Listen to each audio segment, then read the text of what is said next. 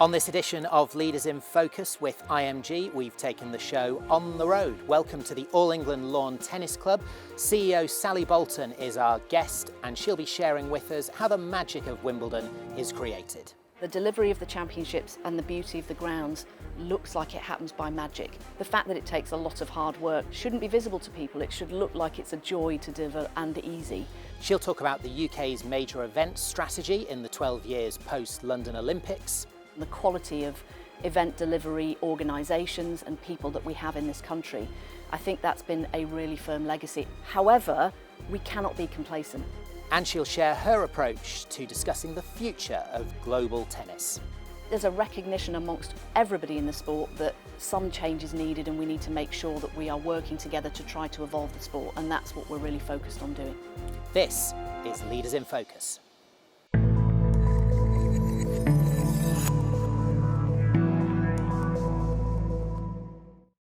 Sally Bolton, welcome to Leaders in Focus, and thank you for inviting us to your office, which I must say isn't bad.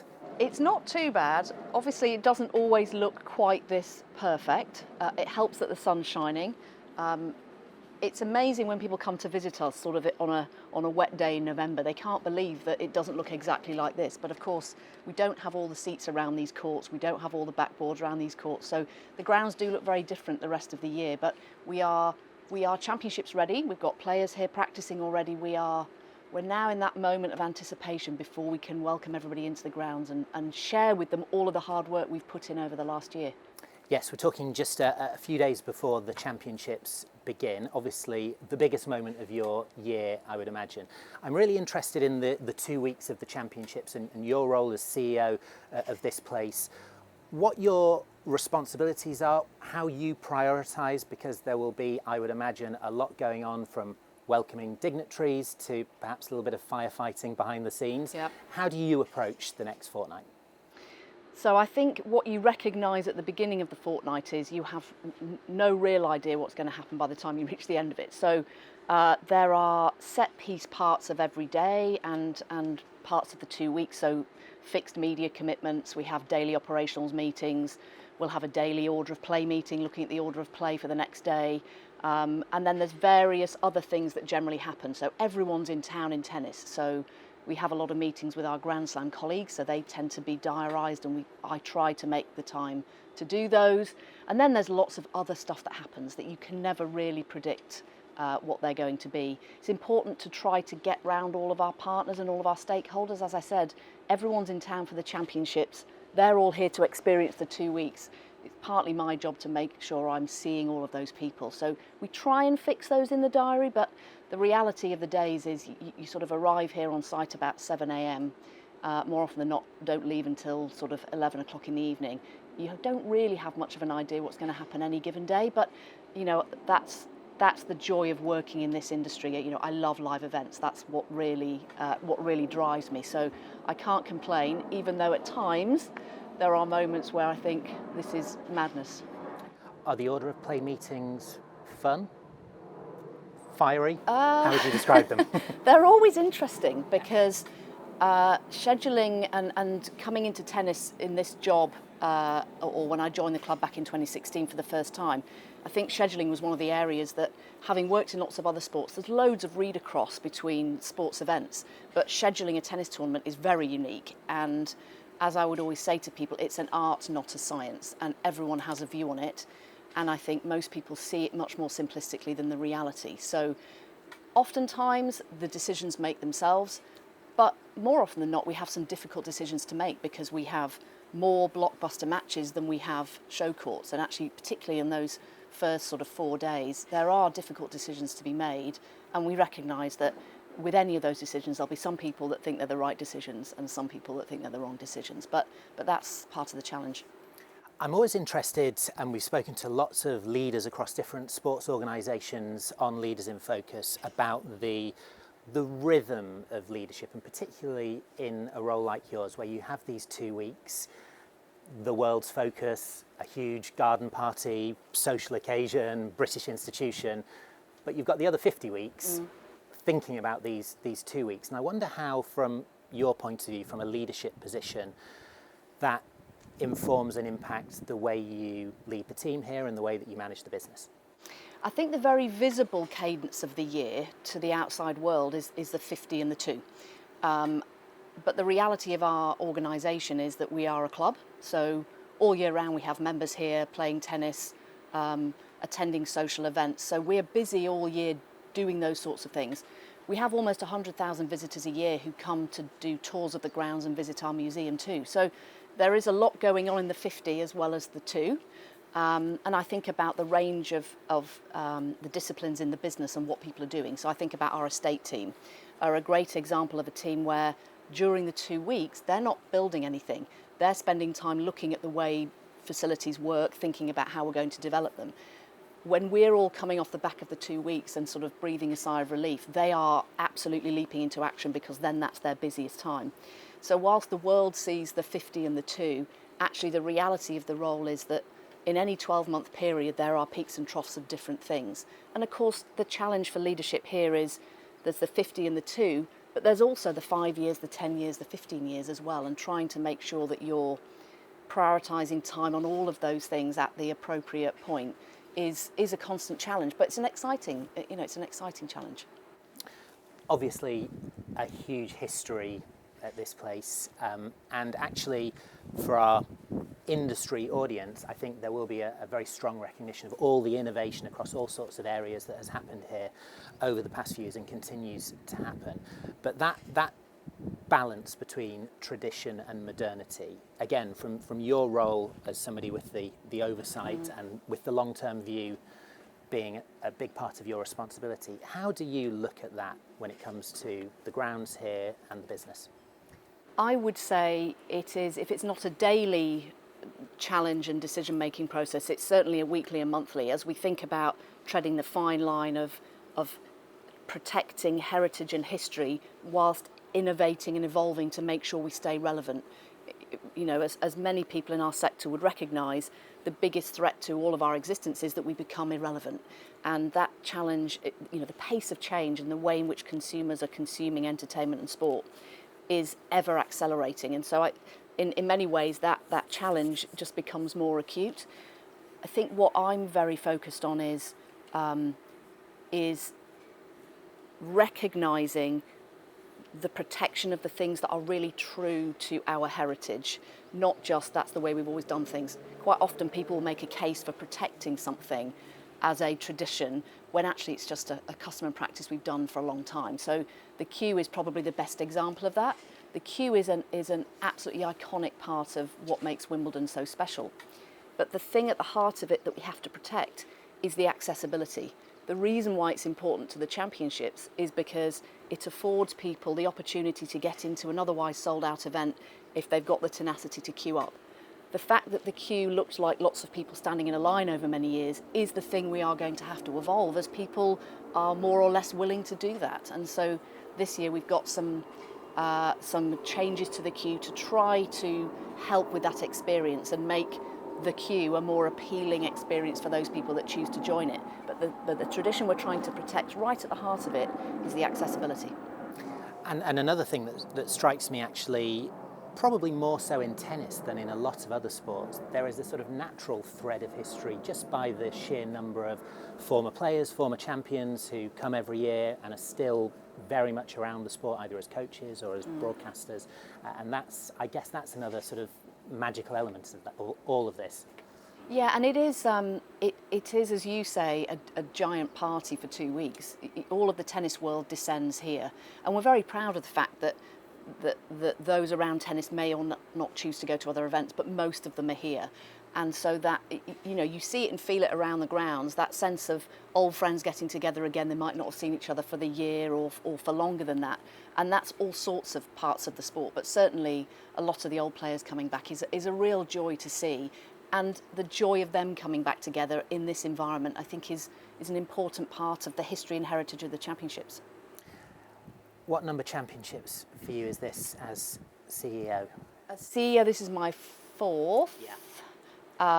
My fourth. But I've been here since 2016, so it's slightly more than that in terms of my total tally. Yes, and in your time as CEO, what would you say has been the most challenging, the most difficult moment so far? I mean, without doubt, it was the COVID period. So I was appointed as chief executive at the end of 2019 with an 8-month handover period from my predecessor. Fortunately, I was the ops director here, so the handover period was notionally going to be more straightforward. Obviously, then COVID arrived at the beginning of 2020. We cancelled the 2020 championships, and so I took over on August the 1st, 2020. And from the point of taking over, aside from inhabiting the operations director role through the period of COVID to that point, really from the day I took over, the absolute priority was making sure that we staged the 2021 championships. I think, as many people know, we had cancellation insurance in place for the 2020 championships. There wasn't any cancellation insurance available for 21, so the pressure sort of, I think, programmed to forget how bad it was, but certainly in terms of the most stressful period, the most significant period, that year of working out how we were going to go from where we were having cancelled 2020 to try to get 21 on. We had to be incredibly adaptable and agile. Very, very different sets of skills in an organisation where lots of things are similar and you're adjusting and amending rather than wholesale changing was really challenging to do. Again, when we speak to leaders across all sorts of sports about the key attributes, the key traits of good, great leaders, one of the words that comes up perhaps more than most is resilience. And I wonder, not only from your point of view in your role, but in terms of almost building resilience across the organisation, would that be something that would that be a word that you would use to characterise that period? Definitely. And I think as the chief executive, I felt quite strongly during that period, because it was frightening for everybody. This wasn't just a sort of specific to sport, specific to us. People were going through COVID in every part of their life. I felt quite strongly that as a chief executive, it was important for me to be honest. I didn't have all the answers. We collectively didn't have most of the answers for a lot of the time. And there was no point in me pretending that it was any different to that. But at the same time, almost also very important for me to be calm under pressure and to demonstrate that I had confidence that we as a team would be able to find a solution. At many points in the year, we had no idea what that solution would be, but that we had the right quality of people, we had the tenacity, we had the adaptability to be able to find a solution. And we did, and we staged championships that was one of the first events to bring back 100% attendance, which was a real milestone for sport and for society here. But for us, I think we learnt some really valuable lessons about what we're really capable of. So as we would ordinarily have thought about making changes to the championships, we would be thinking, well, that's a 3-year change because we'll need to test and learn. We were doing things, 2 weeks out was the point at which we found out how many people we'd be allowed in. And so we had to turn around digital ticketing in that period of time. I'm not saying we're looking to do those things regularly, but we did learn and we got confidence from the fact that we did have to do that. And I think we came away from it, aside from feeling pretty exhausted and quite stressed, I think we came away with a renewed confidence of what we were capable of doing if we really needed to, and when we just needed to prioritise making some things happen. So now I look back and I think it was a very, very difficult period, but I'm hugely proud of what we and the team achieved here. And I think we learnt a lot, and we've come out of it stronger and better than we were before. You mentioned earlier one of the things you'll be doing over these 2 weeks is meeting with as many of the stakeholders, particularly from the other Grand Slam tournaments, who will all be here, as you say. The tennis world descends on Wimbledon. What do you see as Wimbledon's role in the wider tennis ecosystem, and perhaps how do you see that changing, evolving? I think we've always, without sounding arrogant at all, I think we've always seen ourselves as something of a guardian of the sport. With the history and heritage that we have and the time that we've been in the sport and what we stand for, I think at our heart we've always felt we have a sort of guardianship role. We've always tried to do the right thing in the sport, and I think we still see ourselves in that role. I think the way in which that's evolved perhaps is that historically we have somewhat taken a role of thinking about focusing on doing our bit. So doing our bit is delivering the championship successfully and what that can do for the whole sport in terms of elevating it, attracting new audiences. I think more latterly we have recognised, as have the other Grand Slams working together, that as a role as a guardian of the sport, perhaps you have a responsibility to think about the whole of the sport more actively than perhaps we have in the past. So the Grand Slams are working closer together than certainly any time in my time in the sport, trying to find ways to reduce as much as we can the complexity of the number of stakeholders in the sport. If the Grand Slams can think and act as one where appropriate, we're all very distinctly different, but where we're capable of holding a position as a collective, that reduces the 7 stakeholders within tennis down a bit, which I think is helpful for everybody. So I'd say we've gone from always feeling like a guardian of the sport, perhaps to feeling that a bit more actively than we have in the past. What would be your overall health assessment of the sport of tennis globally at the moment? I mean, tennis is a hugely successful sport. You think about the gender equity in tennis and the fact that that's been there for so long, and you look at other sports who are now really on a rapid journey. It's a sport that I think we all recognise has enormous potential, but we can't be complacent. And I think there is general recognition around the sport that we need to evolve to meet more complicated needs of our potential guests and customers and our viewers. It's a more complicated world to operate in for all of us than it ever was. So I think there's a recognition amongst everybody in the sport that some change is needed, and we need to make sure that we are working together to try to evolve the sport, and that's what we're really focused on doing. When you're talking to the other key stakeholders, again, from a leadership position, what's your sort of approach going into that? Is it about being really open? Is it about being challenging? How do what are some of the traits that you're looking to display as you go into those, presumably, potentially quite challenging conversations? I think, and I hope people would recognise that as Wimbledon, we will always want to try to collaborate with people, to try to engage in the conversations. But at the same time, and the Grand Slams feel this collectively, we also have a leadership role, and as a leader, it is important to raise the difficult topics, push the difficult topics, have the challenging conversations. So I don't think we are collectively afraid to do that, but I hope what others would recognise is we try to do that in a collaborative way. I want to talk a little bit about Sally Bolton pre-Wimbledon, because you've had quite the career in the sports industry, and people will remember you running the 2013 Rugby League World Cup and then the London 2017 World Athletics Championships. 2 events that I guess were similar in that they had a very fixed end point and little wriggle room on that final deadline. And I wonder what you learned from those 2 experiences that, again, you've sort of brought into your role now here at Wimbledon. I mean, I said earlier that this environment is one I absolutely love. I love the fixed deadline. I love the curtains going up. We don't have any excuses. We have to be ready. That very much drives me. So in that sense, really similar.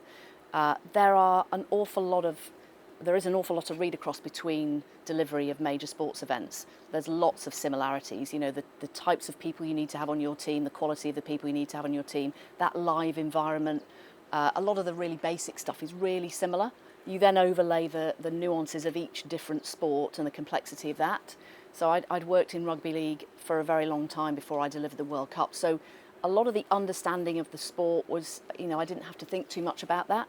Moving to athletics, I had a steep learning curve on the sport front, and the same in tennis. But actually, I've loved that challenge of where's the read across and the similarities, and where is it materially different, and we need to think differently. I think in terms of what I learnt, when I think back particularly to the Rugby League World Cup, I think that brought home to me really tangibly the impact that major and mega events can have on the local community and the wider national sense of pride. And so we often talk about economic impact, but I think with that event, I learnt firsthand the really significant social impact and some of that other softer stuff that goes around it that I think now we are starting to really zero in as we think about delivering major and mega events as the UK. There is more that these events can do for their communities if we really harness that. And so when I think about the way in which we deliver this event, of course it's about driving audiences and making our organisation successful. But we have a role to play in brand Britain and the way in which the UK projects itself on the world stage. We have a role to play in the economic and social impact that we have to our very local community here. So I try to take as much as I can through all of the different events. There are definitely some differences, but there are a lot of similarities. Those two events in 2013 and 2017 sort of formed part of this unofficial decade of sport in the UK that followed London 2012. And as somebody who I know still has interests in the structure of UK sport and obviously your role here, I wonder what you feel now with a bit of distance about the overall legacy, obviously big word, of London 2012, and whether you feel the legacy has been maximised, optimised. What would your feelings be 12 years on? I can't believe it's 12 years on. I mean, I think it's the first thing to recognise. I think many of us in this sector think, how did that happen? I mean, from a physical standpoint, you go to the Olympic Park now, and I think the realisation of that legacy ambition to regenerate that part of London, I think everybody can see just quite how impressive that is and continues to develop. So I think that one is a real beacon for how to do physical legacy and using the Olympics to regenerate parts of a city and a nation.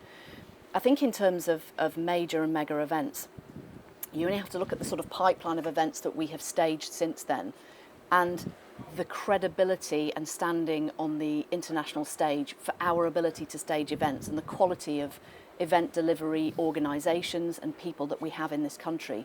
I think that's been a really firm legacy and continues to be the case. However, we cannot be complacent. Lots of other nations in the world are snapping at our heels in terms of being world leaders in event delivery. So we have to keep raising that bar. In a UK sport environment, when we look at bids to fund events, we are very much looking at innovation and how we can continue to be the nation that supports events delivering at standards that go beyond where they've been delivered before, very much the same as we're doing here.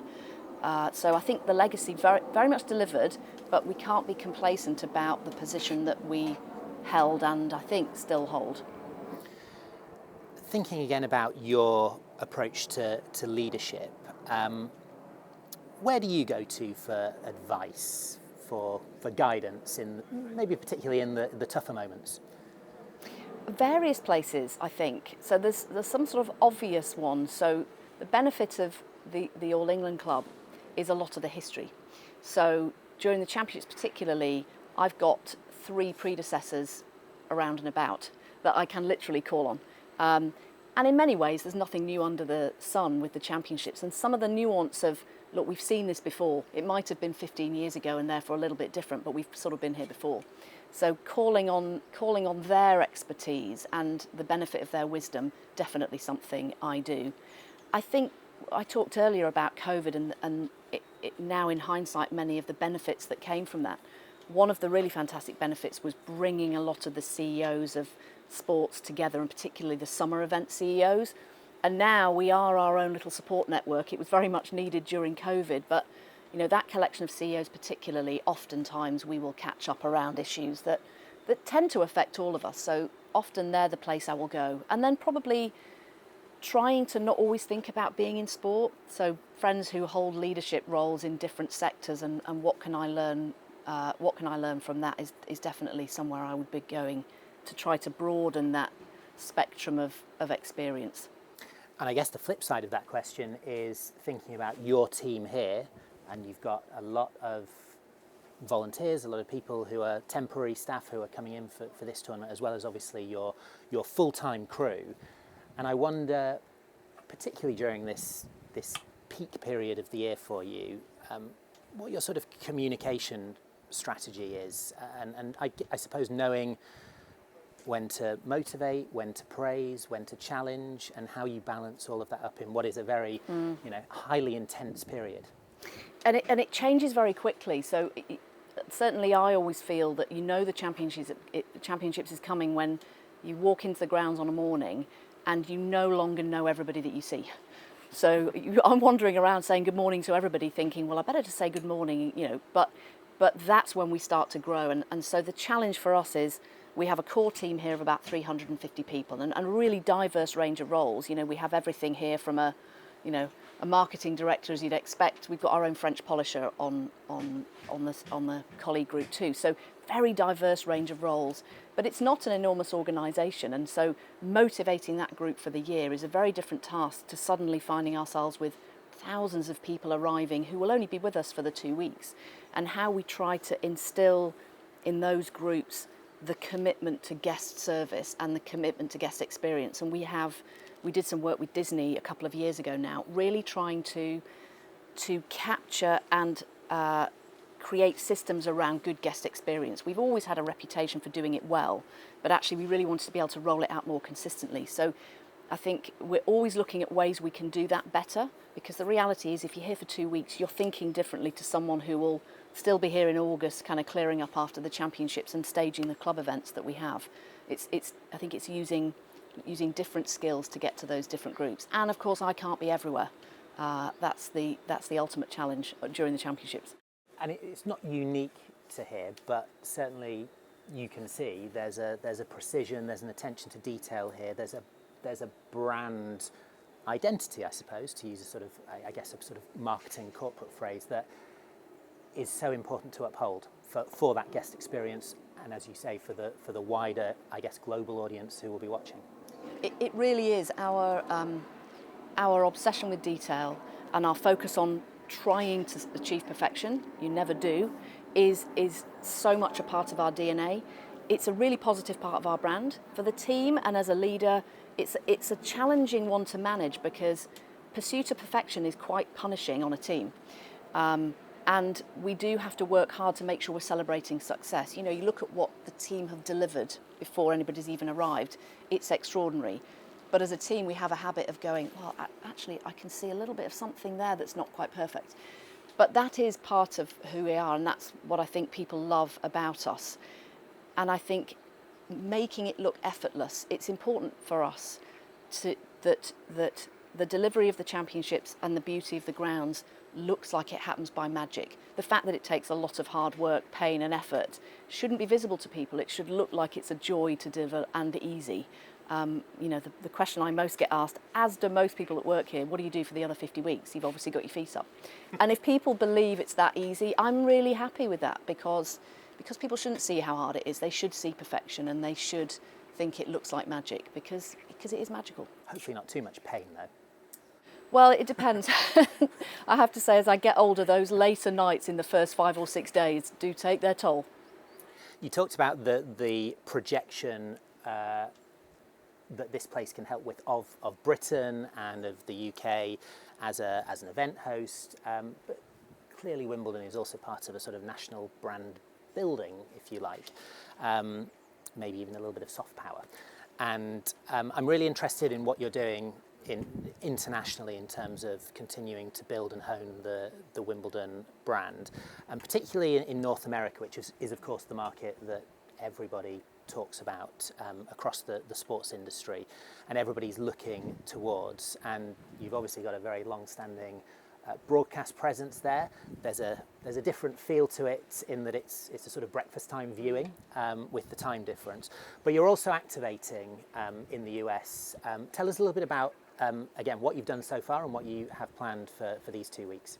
So as we think about the experience of the championships, and as we talk about guest experience, what we have to recognise is that in any given year we've got short of 500,000 people who will actually come and be able to experience this physically. There are many millions of people around the world who haven't ever and never will come and experience the championships physically. And so as we think about building audiences in key markets, a big part of that is thinking about how we can try to take some of the championships and the magic of the championships out to those markets. So this is the 3rd year running now. We'll be staging the Hill in New York over the finals weekend. Very much about creating an environment where there's the essence of the championships. A fabulous day out, big screen to show the action over that period of time. A number of our partners will be there supporting us. So creating that feel of what it would be like to be here. We have Nicole Scherzinger coming to perform as well, so a little bit of extra stardust to add to the mix. It's been really successful in terms of just generating some buzz stateside and taking some of the magic to people rather than rather than having them come here. And that's something that we'll continue to look at beyond the US into other markets. As we think about growing our audiences, there are obviously some markets around the world that are more of a focus for us. And the US is a great example. We have a fantastic partner in ESPN, a very long-term relationship with them. We think there's real opportunity to grow the audience there. Wimbledon is popular in the US, but there is still an awful long way to go in terms of really getting the cut through that we would like to achieve. So trying to think creatively about delivering a Wimbledon experience to people who won't get the chance to come here is certainly front of mind. Let's maybe finish by talking a little bit more about you. And I wonder, as you sort of think about the way that you lead, the way that you do your job, and the career that you've had so far within the sports industry, what advice you might have if you were chatting to your younger self? I think I would probably encourage my younger self to have a bit more self-belief and a bit more belief in what's possible. I think I definitely suffer from a bit of imposter syndrome, and I think however long I work, I'll still have that because it's a thing. However much experience you have, it doesn't go away. Yeah, that might be surprising to some people, given your role, that imposter syndrome is still something that you're feeling and thinking about. But of course, imposter syndrome not logical, so it's not really based on what you've achieved. It's not logical.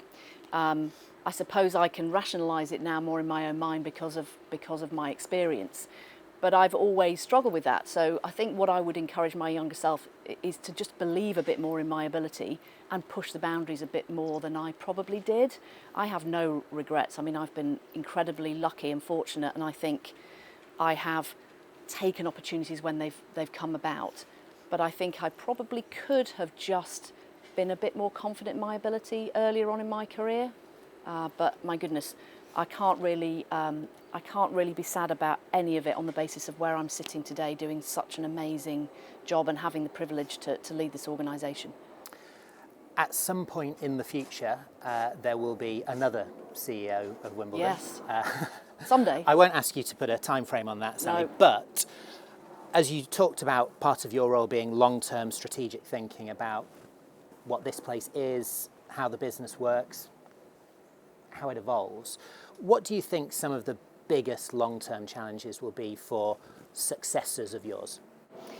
And I think that gets brought into sharp focus. You know, I talked about having 3 of my predecessors around to talk to, and so it's not difficult to reflect on how much the role has changed from when they were doing it to when I'm doing it. And as I said earlier, the pace of change, the way the world is evolving is ever increasing, and so the challenges are changing and evolving too. I would say so much of this role is about careful management and curation of our reputation, and maybe you would call it brand, but treading that fine line, managing that, looking after what is such a long evolved and grown thing, but such a precious thing.